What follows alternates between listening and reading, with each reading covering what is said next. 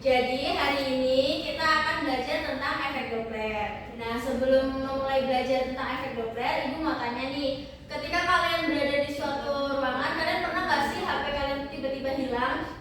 Pernah. Nah, gimana sih cara kalian untuk menemukan HP tersebut? Di telepon.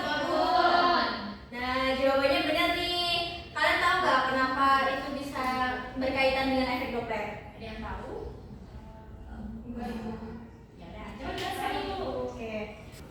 Jadi, efek Doppler adalah peristiwa naik atau turunnya frekuensi gelombang bunyi yang diterima oleh penerima bunyi ketika seseorang itu mendekat atau menjauh. Jadi, kenapa bisa berkaitan? Karena ketika kalian bergerak mendekati sumber suara tersebut atau handphone yang kalian telepon, itu suaranya akan terdengar lebih tinggi. Nah, ketika kalian menjauhi sumber suara tersebut, maka suaranya akan terdengar lebih rendah. Nah, tanpa kalian sadari, dengan kalian melakukan itu tuh terjadi perubahan frekuensi suara. Terus kalian bisa mengetahui arah sumber bunyinya. Jadi kalian bisa tahu handphone kalian berada di mana. Nah, untuk membuktikan peristiwa tersebut tuh kalian bisa melakukan percobaan. Jadi kalian bisa melakukan percobaan dengan salah satunya menggunakan aplikasi Paybox. Di sini kira-kira teman-teman ada yang udah download aplikasi Paybox seperti yang saya perintahkan? Sudah. Oke, baik, mungkin. Jadi kami butuh 2 orang partisipan untuk mendemonstrasikan percobaan efek Doppler. Siapa yang bersedia? Mau Ibu. Ayo, Ibu. Oke, silakan maju. Butuh 2 orang. Revika. Di antara Junior dan Revika, siapa yang mau jadi pendengar dan siapa yang mau menjadi sumber bunyi? Aku mau sumber bunyi aja deh, Bu. Beda, saya pendengarnya, Ibu. Nah, yang jadi sumber bunyi nanti bergerak maju, dan yang menjadi pendengar tetap diam di tempat. Oke, yang jadi sumber bunyi ini siapa? Saya. Nah, kamu buka aplikasi Paybox bagian moderator. Tolong setel frekuensinya 1000. Untuk yang menjadi pendengar, kamu buka aplikasi efek Doppler. Oke, Ibu. Di situ kan sudah tersusun base frekuensinya 1000. Nah, itu nanti kamu tetap liatin aja bagian grafiknya. Oke. Mungkin bisa Revikanya di sini dan Junior di sana. Oke. Jadi, ketika saya bilang mulai, kamu pencet tanda pause ini. Nanti Junior juga sama-sama mencet tanda mulai untuk langsung mulai praktikumnya. Nanti saya ke sana. Iya, jadi kita mendekati pendengar. Jadi ketentuan pertamanya, Junior sebagai sumber bunyi akan mendekati Revika. Nah, pada saat Junior pas di depanmu, nah itu nanti kamu langsung pause untuk melihat hasil grafiknya. Nanti Ibu akan membuat tabelnya posisi berapa kira-kira. Oke? Oke, mungkin bisa dimulai ya. 1, 2, 3.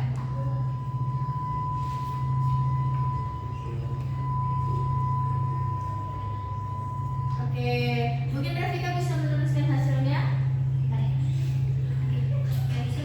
Oke, mungkin Revika bisa dituliskan hasilnya. Baik, Ibu.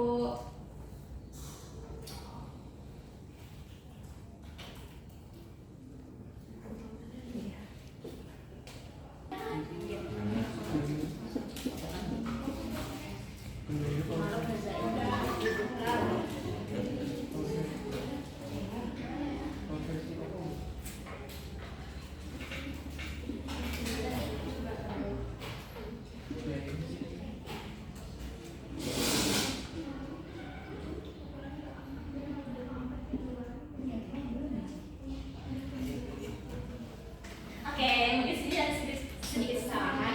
Jadi Revika, kecepatan mendengar itu menurut kamu, tadi kamu ada perpindahan nggak?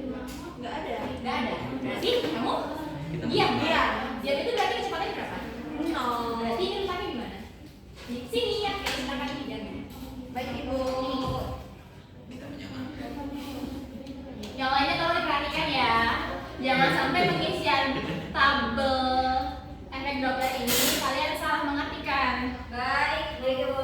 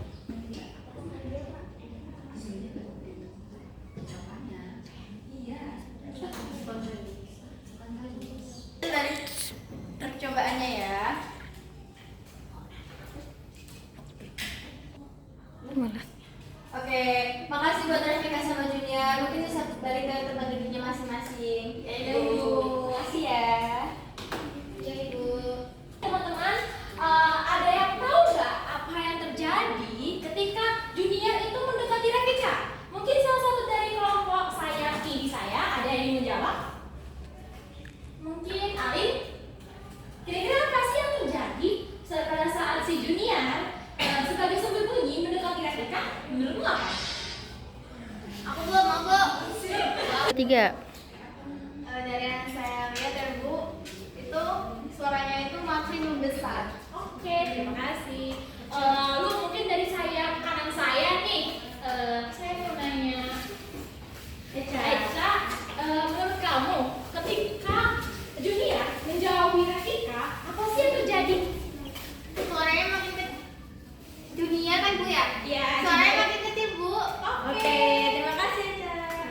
Jadi menurut kalian, apakah hipotesis teman-teman itu sesuai nggak dengan jawaban yang ada di tabel?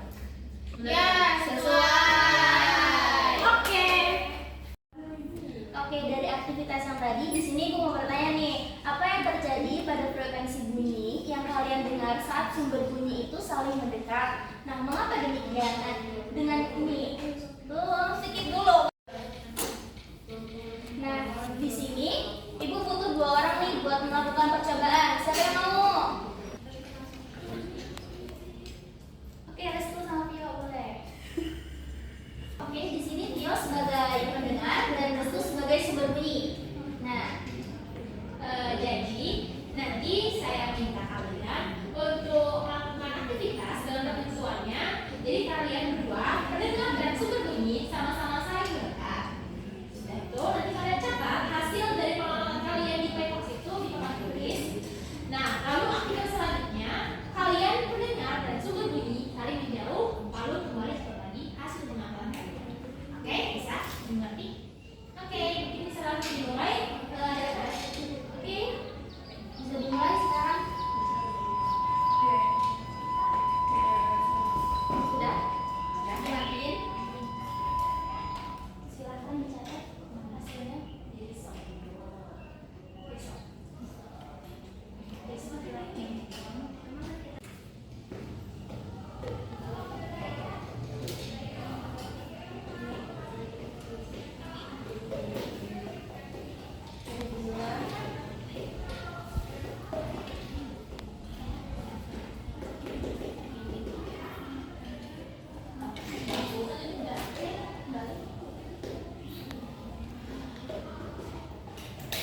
Cut dulu. Silakan dimulai. Stop. Tio, silakan.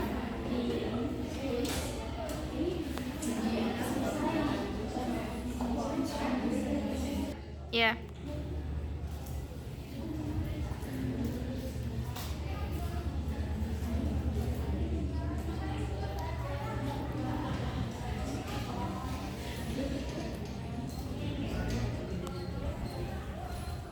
Terima kasih, Tio.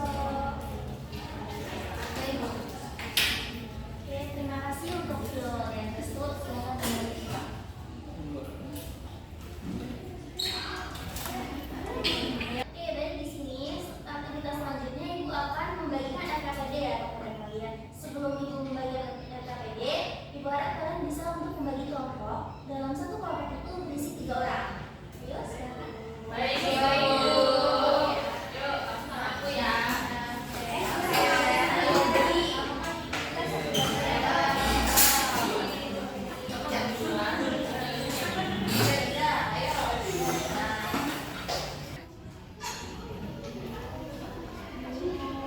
Makasih Bu.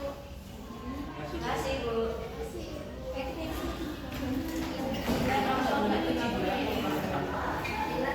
Makasih Bu.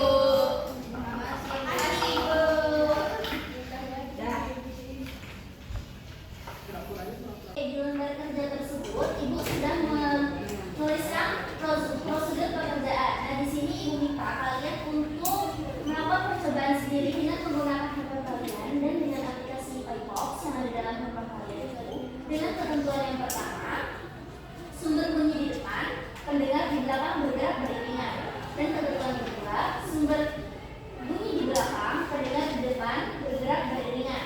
Oke, silakan kalian melakukan percobaan dan jangan lupa untuk mengisi pertanyaan yang ada di belakang ya. baik,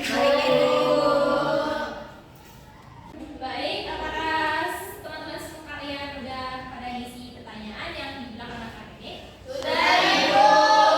Baik, mungkin Ibu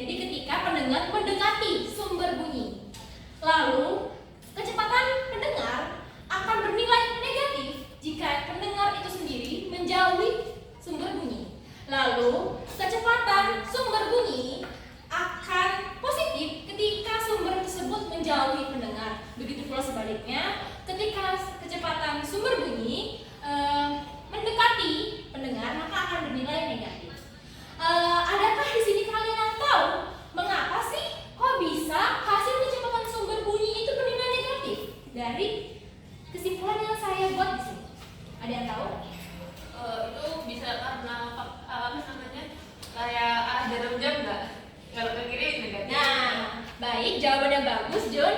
Jadi, di fisika itu sendiri pasti mempunyai titik acuan, betul? Sudah pada baca paper, bukan? Iya. Jadi, di efek Doppler kesini ini, titik acuannya itu adalah pada si pendengar. Jadi, si pendengar ini yang menjadi titik acuan. Karena itu, ada ketentuan-ketentuan seperti ini. Oke, terima kasih atas pembelajaran efek Doppler hari ini. Semoga pembelajarannya bermanfaat untuk kalian. Dan juga Ibu telah menuliskan penugasan di bagian LKPD. Saya harap kalian semua mengerjakan itu ya di rumah. Amin. Baiklah, Ibu akhiri.